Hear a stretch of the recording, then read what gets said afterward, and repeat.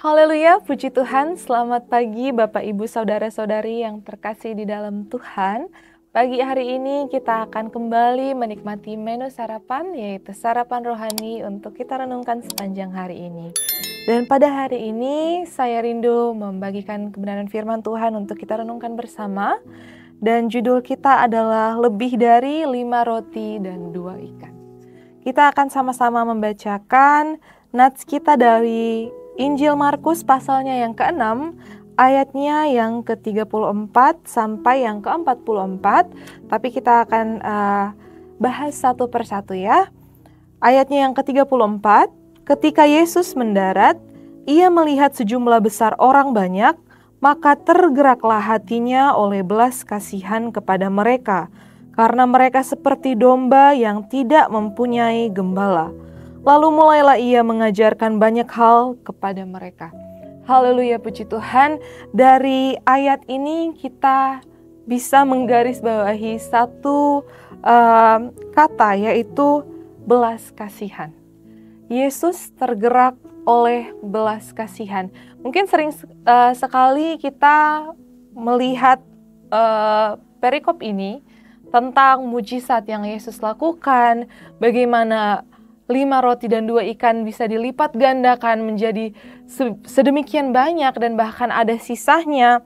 Tetapi pada hari ini saya rindu kita untuk melihat dari perspektif yang berbeda Bapak Ibu Saudara-saudari yang terkasih dalam Tuhan. Saya sangat yakin bahwa Bapak Ibu Saudara-saudari yang terkasih dalam Tuhan, khususnya jemaat GPD Situbondo yang ada, sudah sering mendengarkan firman Tuhan, sudah dapat banyak didikan firman Tuhan melalui gembala kita setempat juga. Dan saya sangat yakin bahwa jemaat setempat sudah memiliki pertumbuhan rohani di dalam Tuhan, amin. Saat ini kita tidak lagi mau melihat mujizat hanya untuk diri kita, tetapi kita mau melihat bagaimana Tuhan pun dapat melakukan mujizat melalui kita. Jadi kita mau belajar dari pribadi Yesus, bagaimana Yesus tergerak oleh belas kasih, dan itu yang Yesus rindukan dari murid-muridnya. Kita semua juga disebutkan sebagai murid-murid Kristus, pengikut Kristus. Yesus rindu kita memiliki belas kasihan yang Yesus miliki. Tapi sayangnya, mari kita lihat dalam ayatnya yang ke-35 dan 36. Di sini dikatakan, pada waktu hari sudah mulai malam, datanglah murid-muridnya kepadanya dan berkata, tempat ini sunyi dan hari sudah mulai malam. Suruhlah mereka pergi, supaya mereka dapat membeli makanan di desa-desa dan di kampung-kampung di sekitar ini. Sangat disayangkan bahwa ternyata murid-murid Yesus tidak memiliki belas kasih yang sama yang Yesus miliki. Mereka malah menyuruh agar orang banyak untuk pulang, untuk cari makanan sendiri. Tapi kita mau melihat apa yang menjadi respon Yesus di ayatnya yang ke-37. Yesus berkata kepada murid-muridnya, tetapi jawabnya, kamu harus memberi mereka makan. Kamu harus memberi mereka makan. Anggaplah ayat ini dikatakan Yesus kepada setiap kita pribadi lepas pribadi. Saya harus memberi mereka makan. Di sini Yesus sedang memberikan isi hatinya kepada murid-muridnya. Yesus sedang mengajarkan tanggung jawab kepada murid-muridnya. Kalau kita bisa ingat bahwa di dalam Yohanes 21 ayatnya yang ke-15 sampai ayatnya yang ke-17, Yesus sempat bertanya kepada Simon Petrus, apakah engkau mengasihi aku? Saat Petrus menjawab bahwa dia mengasihi Tuhan, apakah kita ingat apa yang menjadi jawaban dari Yesus? Yesus berkata, gembalakanlah domba-dombaku. Gembalakanlah domba-dombaku. Salah satu peranan gembala adalah memberi makan. Dan jangan kita salah paham bahwa ayat ini hanyalah untuk pendeta-pendeta, gembala-gembala sidang. Tidak, ayat ini firman Tuhan adalah untuk murid-murid Tuhan. Apapun profesi kita, mau kita hamba Tuhan full-timer, mau kita adalah mahasiswa, mau kita seorang pekerja, kita adalah businessman, businesswoman, tetapi firman Tuhan berkata, gembalakanlah domba-dombaku. Dan di ayat ke-37 dikatakan Yesus kepada murid-muridnya, kamu harus memberi mereka makan. Saudara-saudari yang terkasih di dalam Tuhan, mari kita sama-sama lihat dalam kitab Amos, pasalnya yang ke-8, ayatnya yang ke-11.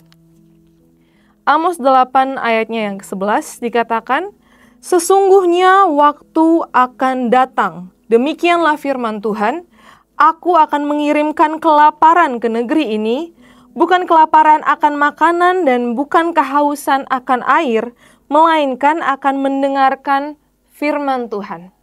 Memang ayat ini terjadi di Perjanjian Lama, tetapi firman Tuhan ini juga banyak dialami dan akan dialami di akhir zaman, di mana akan ada saatnya nanti firman Tuhan tidak lagi dapat didengarkan, firman Tuhan yang murni.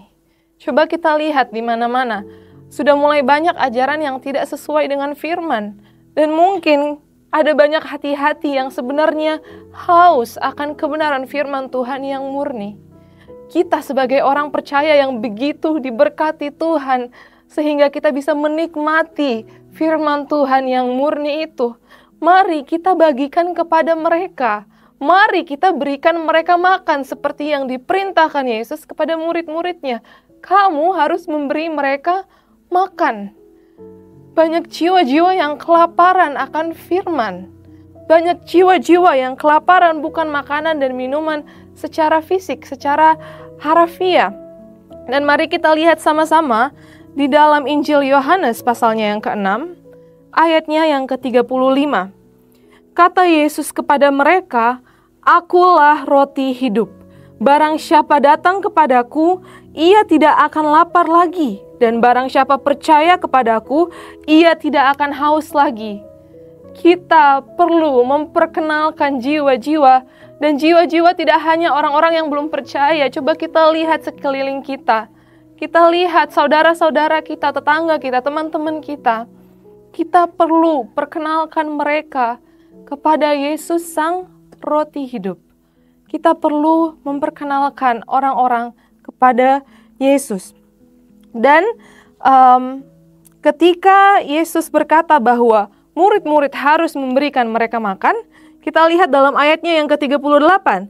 Tetapi, ayatnya yang ke-37 bagian B, murid-murid menjawab Yesus seperti ini.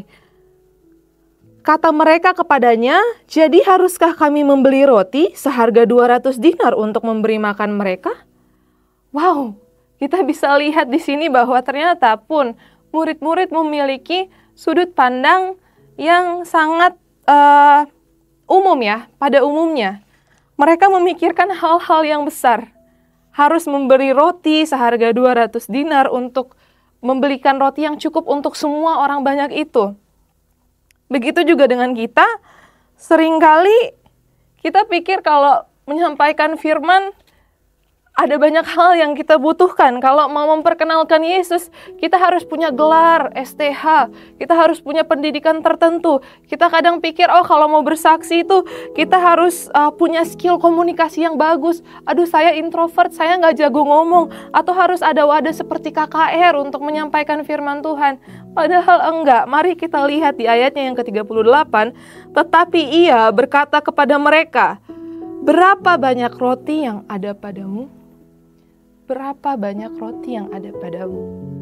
Yesus mau mulai, dan Yesus mau pakai apa yang ada pada kita. Apapun itu, pengalaman kita dengan Tuhan dapat menjadi kesaksian yang memberkati jiwa-jiwa. Dan kita sudah sangat banyak diberkati oleh firman Tuhan, baik dalam ibadah, hari Minggu, ibadah tengah minggu, dan juga lewat setiap sarapan pagi. Wow, kita sangat diberkati oleh begitu banyak firman Tuhan. Kita bisa bagikan kepada orang-orang, dan tidak harus dalam bentuk berkhotbah. Bapak Ibu Saudara-saudari yang terkasih, coba kita lihat kalau mungkin ada orang-orang di sekitar kita yang terlihat patah semangat, lesu, mari kita minta hikmat Tuhan, Tuhan bagaimana saya bisa memberkati orang ini. Mari kita memiliki belas kasihannya Tuhan. Dan di ayatnya yang ke-41, di ayat yang ke-41, dan setelah ia mengambil 5 roti dan 2 ikan itu, ia menengadah ke langit dan mengucap berkat. Saya rindu kita menggarisbawahi, ia menengadah ke langit. Yesus menengadah ke langit. Menariknya, di dalam perikop ini sendiri, kita dapat belajar tentang 2 arahan pandangan. Yang pertama adalah di dalam ayatnya yang ke-34. Ketika Yesus mendarat, ia melihat sejumlah besar orang. Dan di dalam ayatnya yang ke-41, Yesus menengadah ke langit. Bapak, Ibu, Saudara-saudari yang terkasih kepada Tuhan, mari kita belajar untuk memiliki sudut pandangnya Yesus. Yang Yesus pandang adalah jiwa-jiwa. Yang Yesus pandang adalah langit. Apa yang ada di langit? Kuasa Tuhan. Mari kita miliki belas hati Tuhan, kasih Tuhan kepada jiwa-jiwa yang ada di sekitar kita. Dan saat kita memiliki hatinya, kita harus memandang kepada kuasa Tuhan, bukan kepada fakta yang ada, bukan kepada keterbatasan kita, karena kita yakin bahwa Allah kita adalah Allah yang tidak terbatas kuasanya. Amin. Dan kembali lagi kita akan melihat bahwa ternyata apa yang seringkali kita anggap adalah mujizat tentang hanya pelipat gandaan 5 roti dan 2 ikan, itu lebih dari 5 roti dan 2 ikan. Tetapi itu adalah impartasi hati dan kuasa Tuhan. Puji Tuhan, kita mau memiliki hatinya Tuhan, belas kasihnya Tuhan. Dan saat kita mengambil bagian dalam apa yang ada di pusat hati Tuhan, saya yakin mujizat itu akan mengikuti. Jadi jangan kita kejar mujizatnya, tapi kita miliki belas kasih Tuhan. Amin, puji Tuhan. Saya harap kita semua belajar, dan saya juga, dimanapun kita berada, mari kita miliki belas kasihnya Tuhan. Mari kita pandang kuasa Tuhan, bukan keterbatasan yang ada, bukan hanya fakta-fakta yang ada. Karena kita memiliki Allah yang maha kuasa. Puji Tuhan, Tuhan Yesus memberkati.